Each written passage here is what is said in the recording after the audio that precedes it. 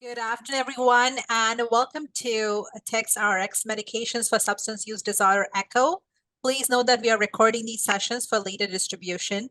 Anything listed in the chat does not appear in the recording. My name is Shreya Prasanna, and I will be facilitating today's discussion.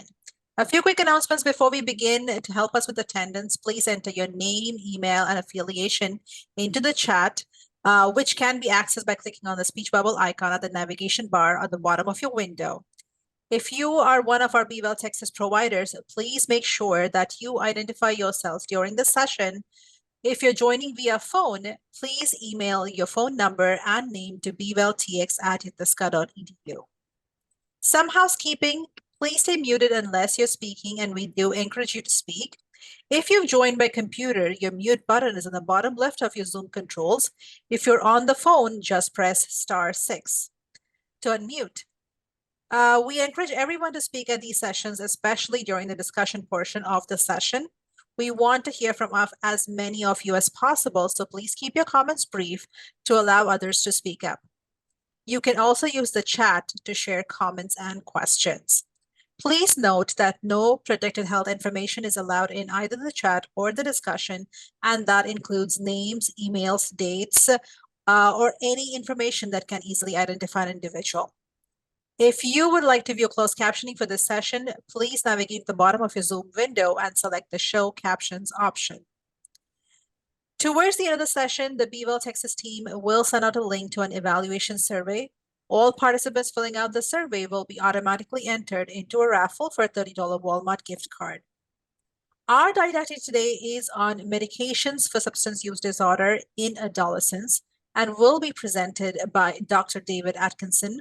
Following that, we will discuss a case presented by Valentin Serda. We will start with introductions, followed by didactics, BeWell program announcements, case presentation, and open discussion. Thank you all again for joining today's ECHO. We look forward to learning alongside you and encourage you all to share your experiences, questions, and insights in today's conversation. And with that, we will do some introductions. Dr. King. Hello, everybody. I'm Van King. I'm an addiction psychiatrist, professor here at UT San Antonio, and medical director of BeWell Texas. Welcome, everybody. Thank you so much for joining us. Dr. Waklu. Good afternoon, Siddharth Waklu. I'm an addiction psychiatrist, Professor of Psychiatry at UT Southwestern, Director of the Addiction Psychiatry Services here, and as well as Director of the Addiction Psychiatry Fellowship. Welcome, everyone. Thank you. Thank you so much. Dr. Walker. Hi, Crystal Walker, doctorally trained PA, and I'm the Director of Substance Use Disorders Clinical Services for My Health, My Resources of Tarrant County in Fort Worth. Good afternoon. Thank you so much for joining us. Dr. Atkinson. Oh, hey there. I'm Dr. Dave Atkinson, and I am Medical Director of Teen Recovery Program at Dallas Children's, and I am an Associate Professor of Psychiatry at UT Southwestern. Thank you so much for joining us today. Valentin Serda. Good afternoon. My name is Valentin Serda. I'm with Behavioral Health Solutions. I am one of the recovery coaches here. Thank you so much. And Jasmine Vidal. Hello, everyone. My name is Jasmine Vidal, and I'm the program coordinator for the TxRx ECHO. Thank you for joining us today. Thank you. And with that, we will get started with our didactics. Dr. Atkinson, you can take it away whenever you're ready. Okay, there. We've got, I don't know if my screen is being shared at this point. Yeah. Okay, that's good. And now I need to move to where I can actually, it's weird. All right, sorry, okay. There it is. All right. So today we're talking about adolescent substance use disorders, medications, and treatment. And I'm not only going to be talking about the medications for the substance use itself, but also medicating comorbidities within adolescent substance use disorder. And this topic is going to be highly focused on the research basis and what are the evidence-based treatments. there are some less evidence-based things that people have done, and we're focusing on the research that is done in adolescents. So there's a lot of stuff that is done in adults that could be applicable, and we can talk a little bit about that, towards the end. Basically, there is no financial conflict of interest that I have, and these are just my opinions, not those of UT Health San Antonio. We are also going to be discussing off-label medications, because almost all the medications that we have available to us are off-label. And we're going to learn about the evidence basis for adolescent substance use and understand something about the clinical utility of these treatments, and learn about some possible paths forward in substance use and medications. So this is an overview slide of the rather impoverished adolescent substance use disorder treatment data. This is about drug trials that have been done in adolescents and what the outcomes were. And we'll go over each of these with the various substances as we discuss them. But as you can see, compared to a lot of other fields in medicine, there's not much that has been done in adolescent addictions. But, what we have may guide us a little bit. So, one of the first things I was going to talk about is, since it's the most common complaint that comes into our clinic, is the cannabis use, and what are the medication treatments. And there, even though this is a very common problem, there hasn't been a lot of attention paid to what are the best medications for this treatment. One thing that is also, I think, clinically apparent to a lot of us, especially if you're working in other inpatient settings and adolescent psychiatry, but you do see a lot of people that come in with withdrawal. And so there's a question of like, okay, well, are there any medications that are effective for withdrawal? And no studies done exactly in adolescents, but in very young adults, 18 to 24s, we have seen that guanfacine, extended release guanfacine, can reduce the symptoms of withdrawal. That does not necessarily lead to a reduction in cannabis use, but for the irritability, over-arousal, difficulties with sleep that you see, you're actually seeing that guanfacine can reduce some of those core symptoms of cannabis withdrawal, and it's very well tolerated. For those of you that aren't familiar with guanfacine, for the non-child psychiatry practitioners out there, guanfacine does not drop blood pressure quite like clonidine does, and that does make it a little bit more tolerable, I think. And the extended release formulation, that can be given once a day, sometimes needs to be given twice a day, though even the extended release, I think, does make it a lot easier. There's some experimental trial drugs that, people have looked at. I have always thought it was a good idea for somebody to look at minocycline for adolescent cannabis use. And the reason why you pick minocycline is that there's some preclinical data. Also, adolescents are often prescribed minocycline for acne vulgaris. So it's not a completely foreign medication for semi-chronic use in adolescents to do minocycline. And there's enough interest in the preclinical data in this that there is a company right now that is developing a chemical relative of minocycline that does not have antibiotic properties, but has the other properties of minocycline interacting with glycine and glutamate, and they are developing this as a patented medication. The advantage is it won't have the antibiotic properties, so you don't worry about antibiotic resistance and other effects like that, killing all your commensal bacteria, but you still may have some of the clinical effects of this. Because this is so experimental, I kind of hesitate to report it, but I think because you don't have a lot of other stuff, it's worth mentioning. Another interesting treatment that it was not studied as treatment of cannabis use disorder per se, but oros methylphenidate, which is a drug that's currently in limited availability due to a shortage, but the popular brand name is Concerta, but we call it oros methylphenidate, osmotic release oral system, was studied by Paula Riggs and others in CTN 0028, and the primary outcome measure was self-reported ADHD. but they found a couple of secondary outcome measures that show statistically significant reductions in cannabis use and an increase in clean urines. Right around that, at the p-value of 0.05 and a little below 0.05. So these findings were statistically significant. And I feel that in individuals with ADHD, 72 milligrams of oros methylphenidate is an evidence-based treatment to reduce cannabis use because of this. Now, it's very difficult to get approved because under Texas law, if you're a Medicaid patient and you have an active substance use disorder diagnosis within the past year, technically you cannot be prescribed a Schedule II controlled substance, which in this case is a real problem because this is something that could be effective. I certainly clinically have found a lot of benefits to treating the ADHD with stimulants in the patient population that is cannabis using. You have to have very good control of those stimulants, et cetera. But that is important. Adolescent substance use and cannabis use disorder often does involve cravings and urgency. It's not quite like as bad as cocaine or opioid cravings, but cannabis cravings do exist. And that's where N-acetylcysteine is one compound that comes in. So Kevin Gray studied this with 600 milligrams PO/BID followed by 1,200 milligrams PO/BID after 1 week in 2011 and showed an increase in cannabis abstinence in those individuals with adolescent cannabis use disorder who took the N-acetylcysteine.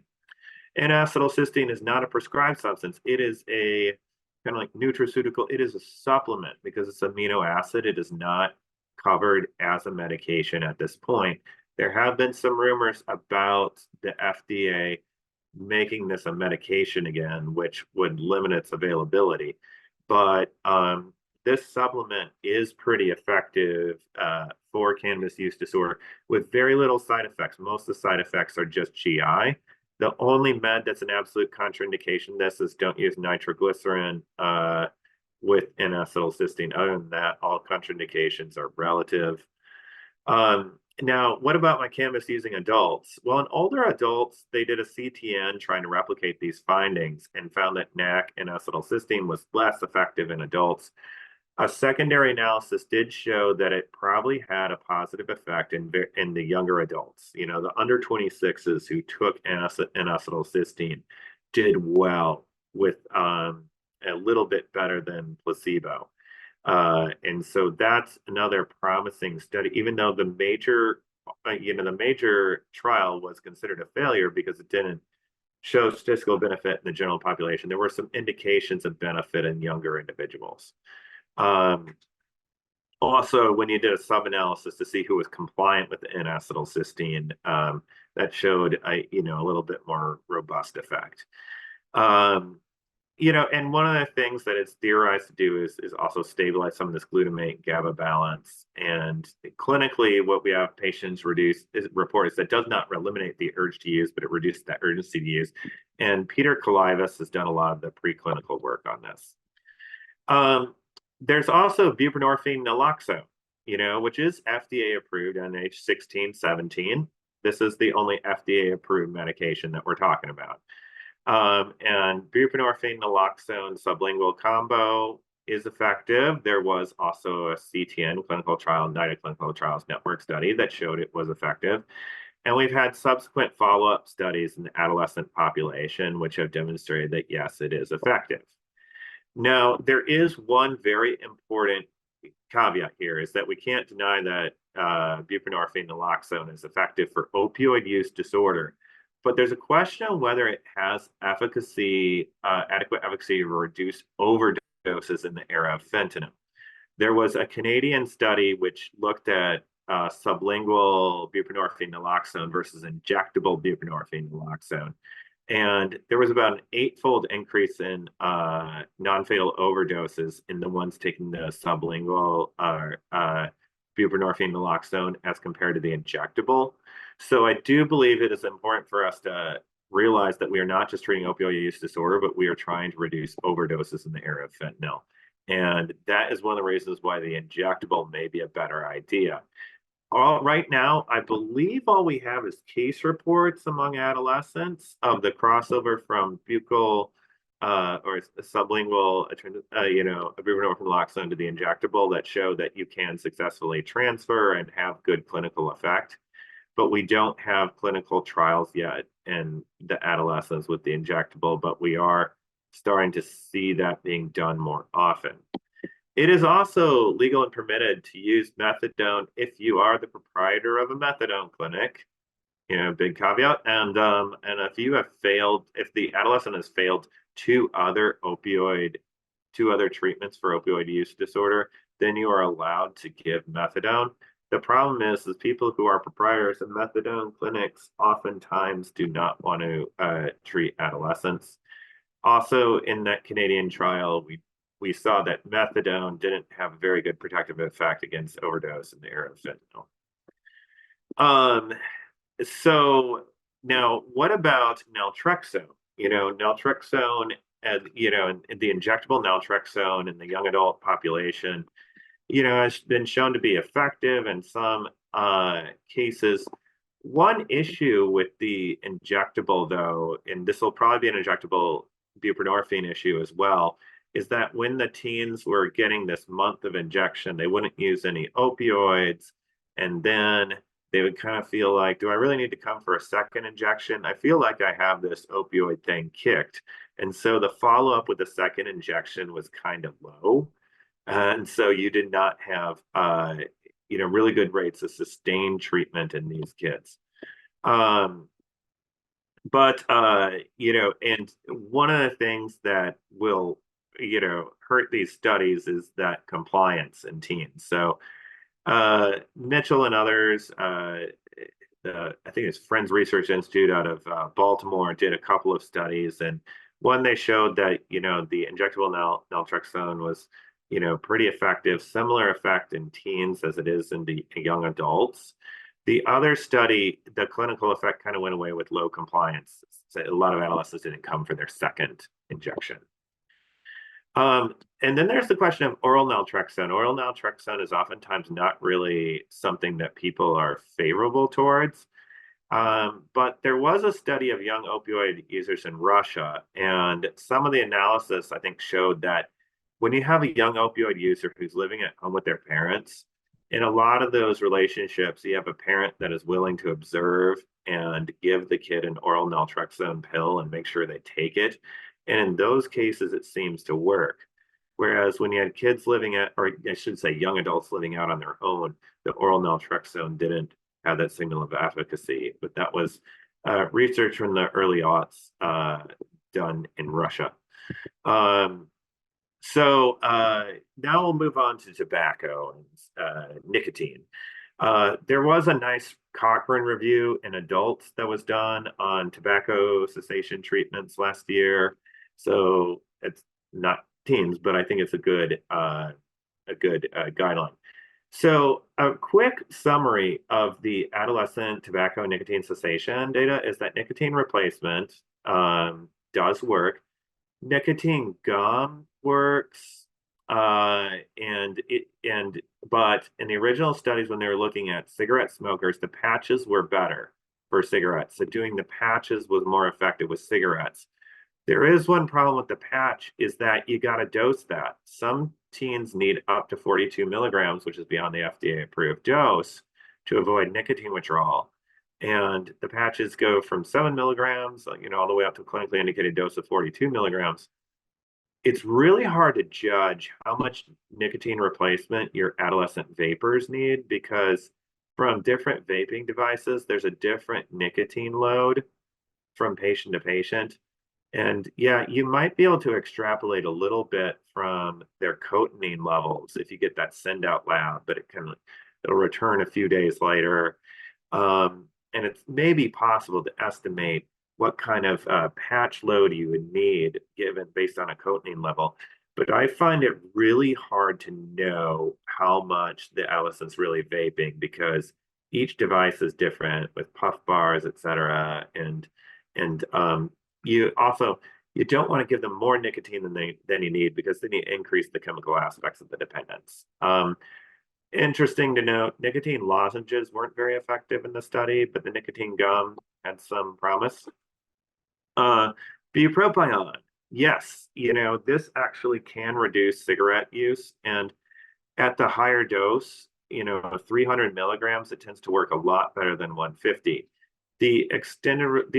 Most of these studies are done in sustained release bupropion, not the extended release, the longer acting bupropion. But I think that it is possible that, this longer acting might be a better clinical approach. You can go up to 450 milligrams in the dosing of the extended release bupropion versus you need the BID for the sustained release. But like many of these studies, like when you actually parse it into which adolescents are actually compliant with the medication, then you see a robust treatment effect. But if you look at just all the adolescents you prescribe it to, sometimes the treatment effect is not as robust. What about varenicline? Does that work? Well, adolescents achieve better point prevalence abstinence and better 7-day cessation outcomes with varenicline. And so that can work for vaping and cigarette smoking. Definitely, people have done also combination of nicotine replacement and varenicline in adults, waiting on somebody to try that in the teens as well. All right, and so what about alcohol use disorder as we go through our rapid tour? There are a couple of studies that were done, a couple decades back, one with cyanamide and one with disulfiram. There's some questions about the validity of these studies. They both kind of reported really similar outcomes in a really similar patient population. So it's kind of surprising, but it's in the published literature. It would be surprising if disulfiram, which causes vomiting upon the consumption of alcohol, did not work at least somewhat in individuals who took it for alcohol use disorders. But it doesn't seem to be, a treatment of choice in many of the adolescents that, I work with. Most of the adolescent alcohol users that I work with have intermittent binge patterns on the weekend, and there's only a couple who are doing really the daily drinking. And your experiences may vary as you go into different regions of the state of Texas. You may see very different alcohol consumption patterns. Now, naltrexone was effective in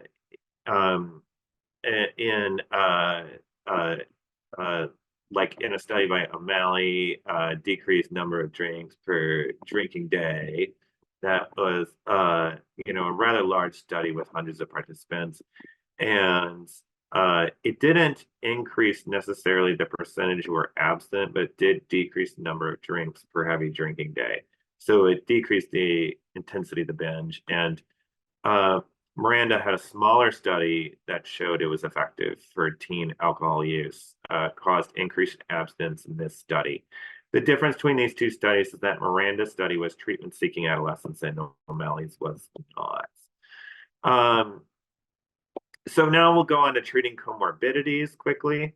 I mentioned the CTN study with Paula Riggs with the oros methylphenidate, and it showed a change in decreasing prevalence of positive UDS.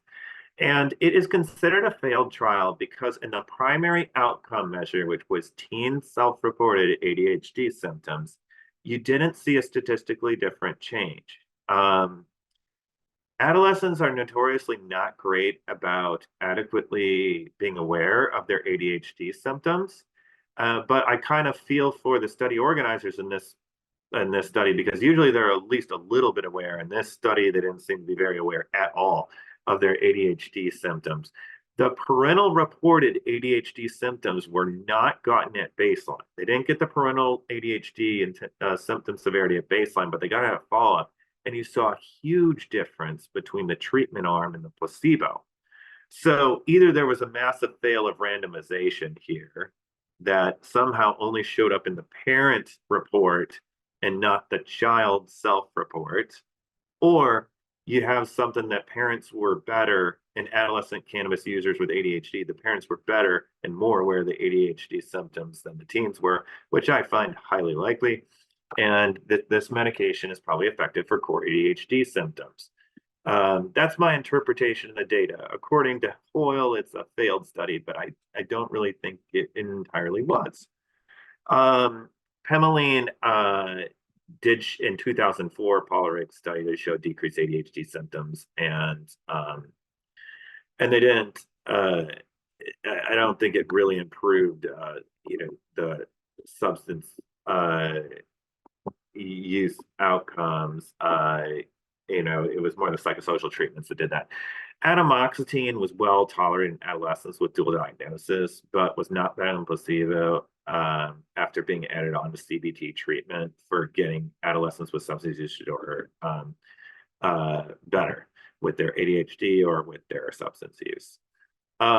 Now, for patients with depression and SUD, is you do see fluoxetine and CBT in adolescents. Fluoxetine better efficacy than placebo. High remission rates in both groups suggest that CBT helped the depression response, and that 70% of the substance-using teens with depression achieved remission with the fluoxetine versus 52% for placebo. And at the end of the study, the remitters had lower substance use than non-remitters. And like many studies, that effect kind of disappeared at follow-up. That often happens when the study is over. Just a couple of things to think about for the future. We do not have teen stimulant use studies, but among adults, you did see that methylphenidate decreased methamphetamine use in adults in a couple of studies, and that very high dose mixed amphetamine salts decreased cocaine use in adults. There are, amphetamine and methylphenidate and substance use disorder are considered consensus recommended for individuals with ADHD. So if you have an individual with ADHD, if you successfully monitor the medication, and that they probably are a recommendation to try. There are some of these, experimental therapies. They are working more on different addictions with varenicline. For what is not a substance use disorder, but internet gaming disorder has been helped by bupropion, quasi-addictive, and I mentioned minocycline before. Larcaserin had some promising data coming out, but then it was pulled off the market. Looking at the future, it is possible that semaglutide and the other GLP-1 GLP-1 receptor modulators, they may be treatments for addiction in the future. And that's all of my talk today. And just brief overview of the adolescent substance use research data and medications. Thank you so much, Dr. Atkinson. That was a wonderful presentation. We will now open up the floor for some questions. I do see some questions that have been popping up here in the chat. I can ask one from Jordan. Can you link that study? Because methadone has been more effective with fentanyl users since it's a full agonist, but dosing guidelines are too low and it takes entirely too long to achieve a therapeutic dose, forcing people to supplement with fentanyl. Yeah, that has been an argument that basically the methadone doses are too low. So one group in Canada was getting up to really like heroic doses of methadone, like 380. So yeah, some of those that I am aware of that controversy, and I'll see if I can pull up in the somewhere on my hard drive this study, and I can post it in the chat. Thank you. We have time for a couple more questions, maybe, if Sure. Dr. Atkinson, that was an excellent presentation as usual. Your talks are so informative. On guaifenesin for marijuana withdrawal, what dosing would you start with? And in the study, they started with 2 milligrams. Like I think in the I believe in the package insert, they recommend that you start with 1. But what I have found is that my heavy adolescent cannabis users, they are not very sensitive to like the hypotensive side effect of guanfacine. And maybe that's because, marijuana can do a lot of cardiovascular stuff as well. And I haven't really found them to be very sensitive to that side effect. So you can go as high as 7 milligrams when it comes to to treating guanfacine. So, but I would go up by like 2 milligram increments at a time to just, not tempt fate and not, risk dropping their blood pressure. Also screen for cardiovascular comorbidities as well before you initiate treatment. So Thank you. start with 2 and then gradually titrate up to 7 if needed. Just watching Yeah. out. I would go by 2s. Like I think the study was doing 4 milligrams, but a lot of the kids I've had, they actually do better on a little bit higher. Okay. My second question was, in your clinical practice, you said you talked about naltrexone decreasing the intensity of the binge. So do you use naltrexone like on a regular daily dosing for kids, or do you always tell them to use it PRN when they feel they're at a high risk for drinking, or when they'll go and binge drinking? How do you use it? What's your Oh, I think that one of the reasons that in our treatment model is we're a little bit more abstinence focused. So we don't do it as okay, before your heavy drinking day, you should take this. Like I've done that, in one case in the last 3 years. It was kind of, it was a case that was a little bit atypical in a lot of ways, but I really have them doing it rather consistently.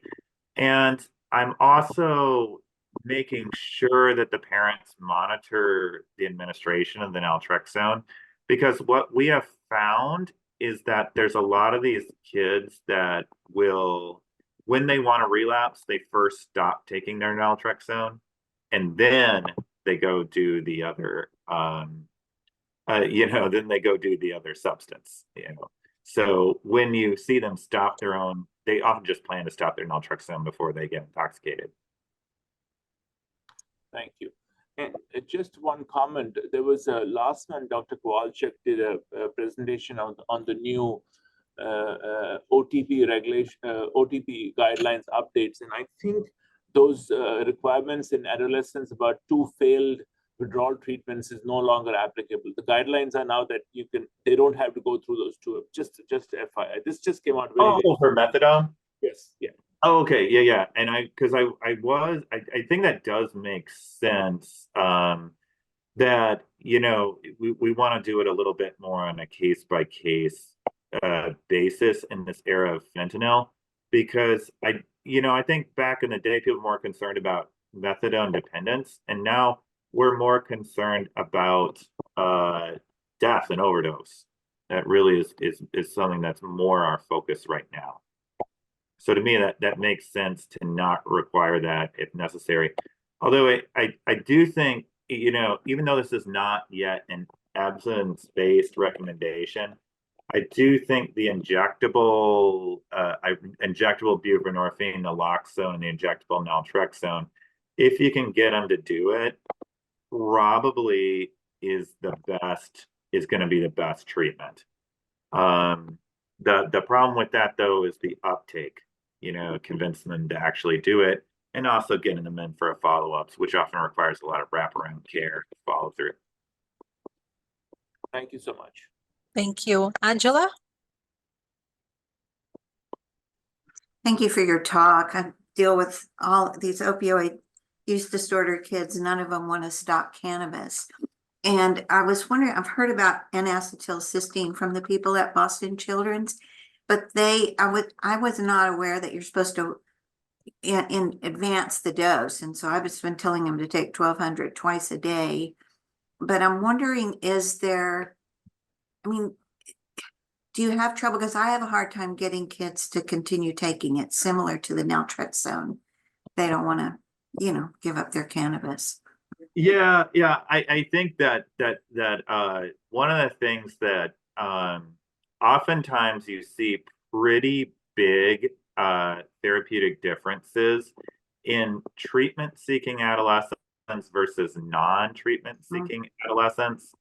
You do see a lot of so that basically you may want to do work on the motivational interviewing for increasing desire to quit before you actually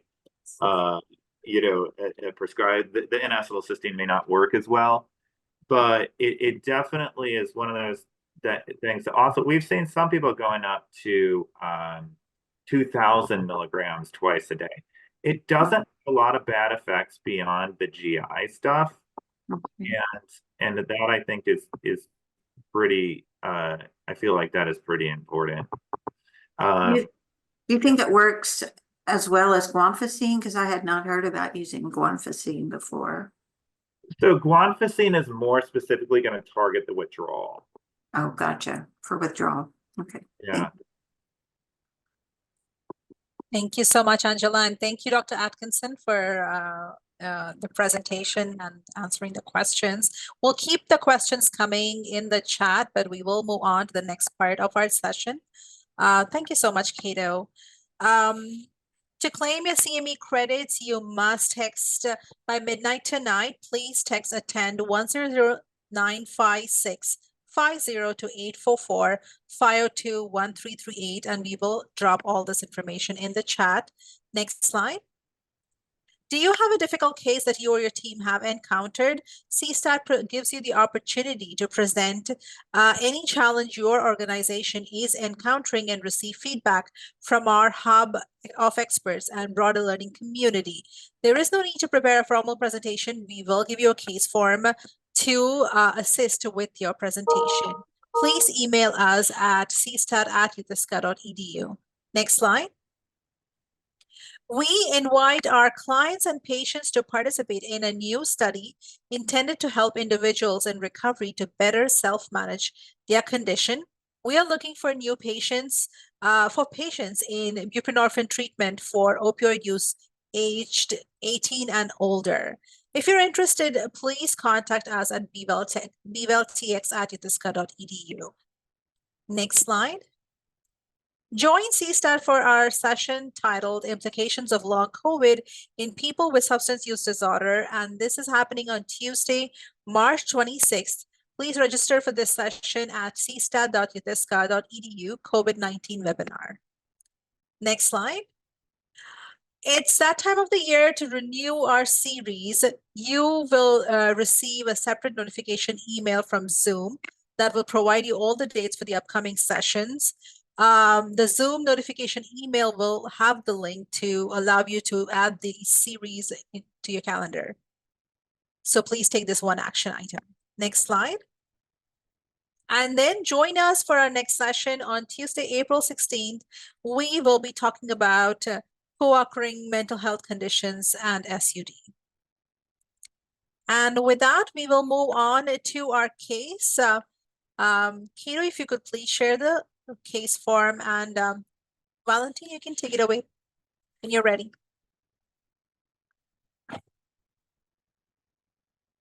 Okay, so good morning, everybody.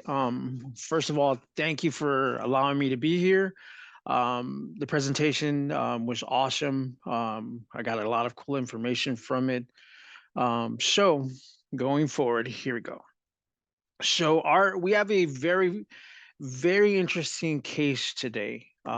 So we have a participant of ours here with our services. He's 49 years old, came to us about 4 months ago, and we found that he had a couple of underlying issues that we referred him over to our counseling services with our LCDCs. We found that he came in with cocaine use, alcohol use, and we found that a lot of it was stemming from him growing up in the environment that he was in. So we started treating him with different avenues for recovery. Once we gave him the different avenues of recovery, we noticed that he was changing his attitude towards his SUD. We also referred him to one of our local clinics here that started helping him out with the medication to start reducing what he was using. Going 3 months into the treatments that we had set up for him, we noticed that he started using more of the medication and switching from one substance to another. Once he started doing that, we noticed that he was manipulating the system to get these other medication. Since we're so close to the southern border here in Texas, his ability to get this medication on his own was increasing his substance use. So he pretty much traded one substance for the other. We've tried different recovery plans for him. We've introduced MAT services as well, our counseling services. He'd come in for 1-2 months regularly, and then he would ghost us for a little bit and not returning at all. And then he would come back again with different scenarios that were happening in his life. Every time that we would sit down and talk to him, we had noticed that his need for the medication was increasing. So we sat down and talked to him and asked him, like, hey, what's really going on that you've decided to choose the cocaine and the alcohol use back to the medication?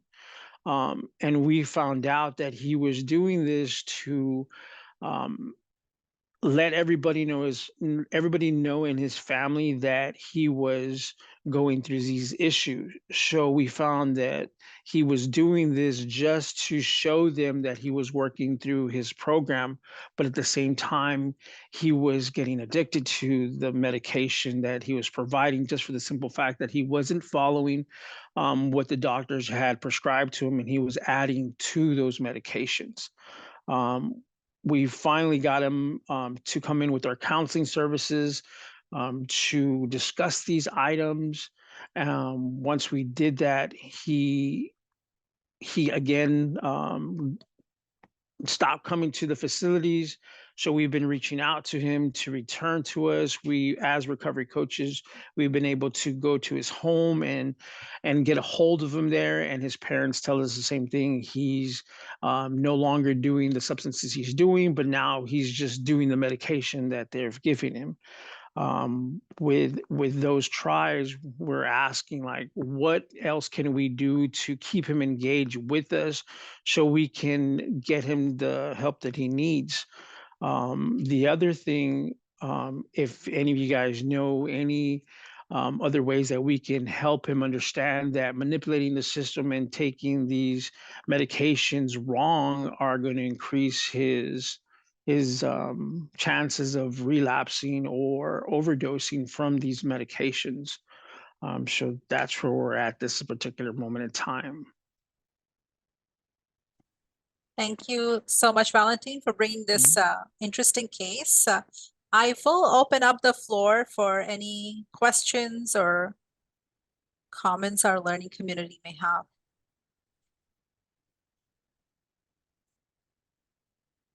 There's a Hi, go ahead, Dr. Hi, Valentin. Thanks for Hello. bringing this case. Can you tell me, like, what medicine? It sounds like he's misusing the prescribed medicines. Is that right? So yes, so we found the medication that they had prescribed to him. He found out that if he increases the dosage, he could get the same particular feeling that he was getting from the other drugs that he was using. And we advised him, like, hey, you just can't go and choose one drug over the other like that, just because your body's not used to those particular substances that you're using, because you were so used to using these substances, and now you're switching them over to something else. In the particular age that he's at, we found that it was going towards more that direction. And what medicines were they prescribing to him? Did you say? So they were prescribing him. I just lost my screen here.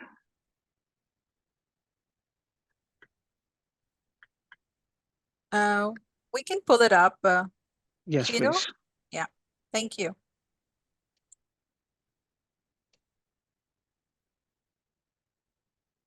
So Okay. just those medicines? Just those three medications. My understanding from just what we've talked to the family, there's other prescription medications that he's taking, but we just don't know what they are at this particular moment in time. But these are the three primarily what he's been taking. Now, these are not typically medications that people will misuse. I mean, the hydroxyzine might make him real sleepy. Naltrexone probably wouldn't do anything. Is he leaving urine tests with any programs that we know about? So at the particular moment in time, he is under probation supervision. Our understanding is that he has had 2 positive UAs and several negative. The beginning ones were the cocaine use, which were the positives. But at this particular moment, that's all we know of right now. Is he drinking? Do we know? So that's the other thing. We feel that he is. There is no evidence to prove that he is, but signs lean towards some usage. Is he required to come to your clinic as part of his probation? So he is. That's the moments and times where he doesn't show up. We'll schedule regularly weekly sessions with him, and when he doesn't show up, we'll go and see if we can find him, just because it is court ordered. Is the court following him really closely? Sure. Are there any kind of So consequences to him if he doesn't show up? Yes, excuse me. Yeah, so they are. Here's the funny part where we say he's manipulating the system, because he'll show up to all of his specialty court when he has to go to court. So, and when he's in court, you see him where his actions aren't the same when we catch him on a one-on-one. He shows the court that he is in pain, and he shows them that there is something wrong there. So he's basically, are they giving him a are they being lenient on him because they think he's having a hard time? Or so in the beginning they were really hard on him just because of the positive UAs that they were coming out. Once we referred him over to the counseling services and he started getting the medications to wing him off the SUD, they let off on him a little bit. They gave him more room to move around. They gave him more options on not going to probation as many times as they were supposed to report. And the excuse was being used like, oh, well, I'm on the medication, so it's making me sick, so I can't report to these particular cases or this particular times that I'm supposed to report to. Jordan Scott has a question. Jordan? Yeah, thank you. Thank you for presenting this case. So I wanted to ask, I know you had mentioned that I guess you work with this gentleman as a peer. Yes, I'm his recovery coach.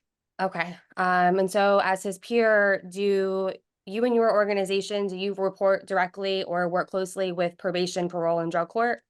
So during the federal program that we're in right now, we do work with them with the consent of the client. We do, with their consent, we advocate for them in court themselves.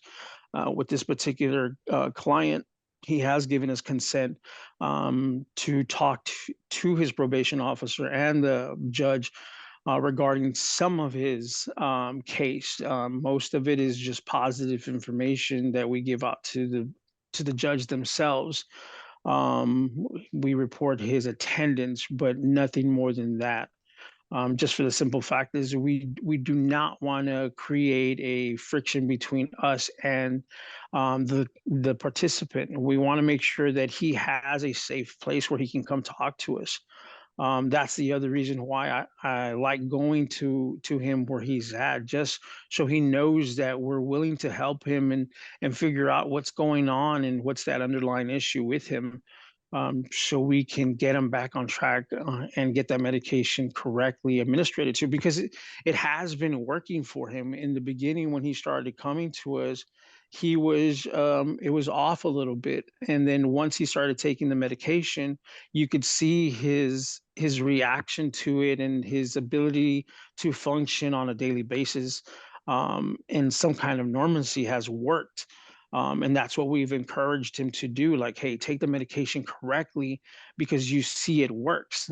He's more active now. He's finally in a really good space. He had just recently gotten married, so he has had a lot of positive reactions to the medications that they're giving him.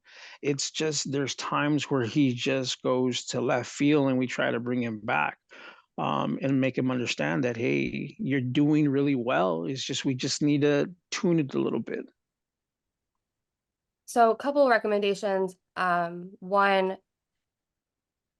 I would consider maybe adding an additional aspect of peer support. An organization that has zero affiliation and ties. It's really, really difficult to deliver autonomous peer support when we're connected with the legal system, just because of different stipulations, especially in a drug court setting. And peer support as a whole has to be absolutely autonomous. And what I'm hearing a lack of autonomy and agency that we're giving this person. I hear a lot of, we think, we suspect, right? And I think instead of kind of spinning your wheels of figuring out like what he is or isn't doing, like focusing on the symptoms that he's presenting, right? Like if he's identifying that he's having pain or he's experiencing increased anxiety, let's work on that. Yeah, most definitely. I mean, and that's one of the things that we've encouraged with him. So with the agencies that we're here with, we have both sides, the counseling services and the recovery services as well. And one of the things that we promote is that we are here for the participants themselves. We hold them above everything else. Us advocating for them in the court system is just that. They know that they have somebody on their side, so he's not going in there blind by himself. Because that was one of the issues that he had was in the beginning, was that he was afraid that his voice was not going to be heard. And one of the things that we promoted to him was the advocacy itself. Our affiliation just with the court system is very minute when we're in there with him, or with them. But everything that we've been doing with this gentleman has been him leading the way on where we're going with him. Thank you, Jordan and Valentine. Any other questions or comments? There was a comment in the chat regarding additional support through the WeConnect app. Does your organization utilize that app that's provided by BeWell? At this particular time, no, ma'am, we do not.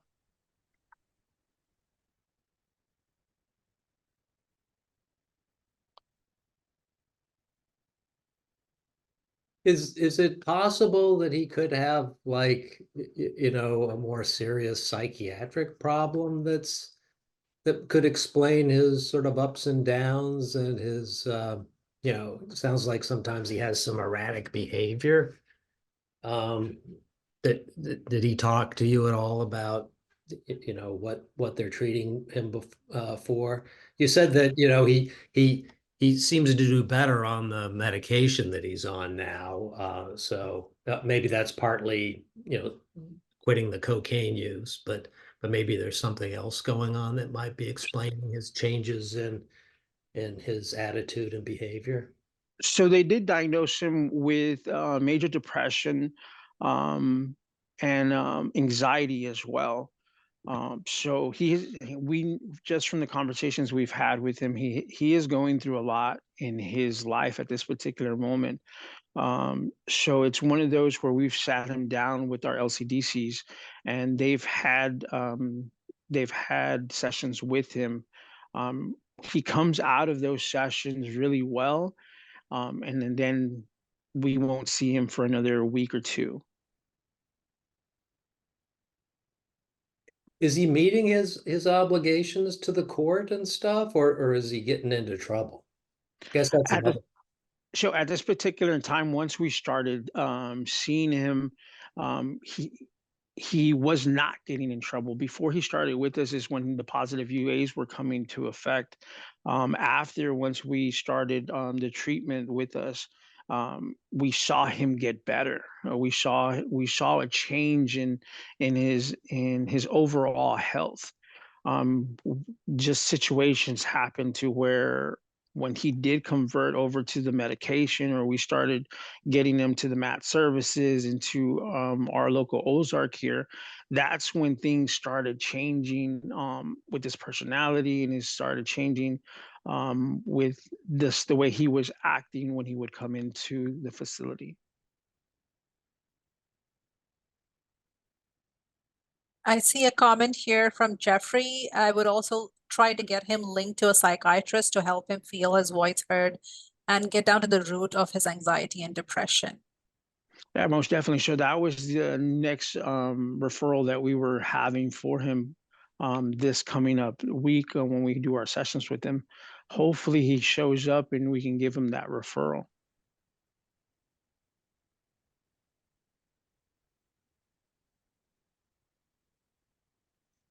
Yeah, that seems like a good a good additional consultation that might help. I mean, if he's not using and he's not getting into trouble at the court, it seems like a lot of your concern just has more to do with how he's interacting with folks. It just is concerning to you that it's going to undermine his efforts since he's already seems to be doing better than he was before. Is that fair? Yeah, most definitely he has. And that's what we're encouraging him to let him know that, hey, we've gone from using the hard substances to now what your doctors are prescribing to you. We just need for you not to add on to those prescriptions. And it's other medicines that we're not aware of? I believe so. Well, in the interest of time, I will request Dr. King to summarize the case and give us a few recommendations. And thank you again, Valentin, for presenting this Thank y'all so much. case today. So this is a 43-year-old probationer who was referred to Valentin's agency for, I guess, support recovery services. Sounds like primarily a cocaine, a person uses cocaine, though perhaps he does have a history of alcohol use. Perhaps that's part of the picture. And it sounds like he's presenting as being very ambivalent about his treatment, although it seems like overall he's doing better than when he came. Seems to be benefiting at least from the services that he is getting. He's on an antidepressant medicine. It sounds like, as far as you can tell, he's doing better in that way. But because of continuing concerns about his overall presentation, the decision's been made to get him to psychiatric consultation and see if there's anything else that might help to explain, some of his, sounds like, erratic kinds of behaviors that you're worried are going to lead him in getting into trouble, at least with his probation and, perhaps with his recovery in general and his, you mentioned that he just gotten married, so obviously he's got a lot of things going on that could be affected by this. I think one besides the psychiatric consultation, it sounds like another thing that would be, I think, very reasonable that Jordan brought up was that, you know, maybe he doesn't feel like he can be totally honest because he's, you know, concerned, whether he needs to be or not, that his current services are too closely connected to the court. So maybe a more independent kind of service agency might be something that would be helpful to him to help guide him in this process. So I think that would be my summary at this point. You know, it sounds like you're dedicated to him, so that's very good. I think he needs that right now.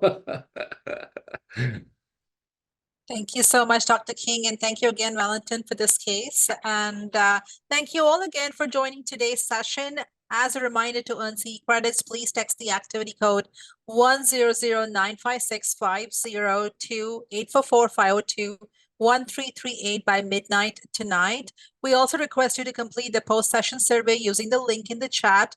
The survey link will be open for 1 week. If you would like to present a case at any of our upcoming sessions, please email cstab@utisca.edu.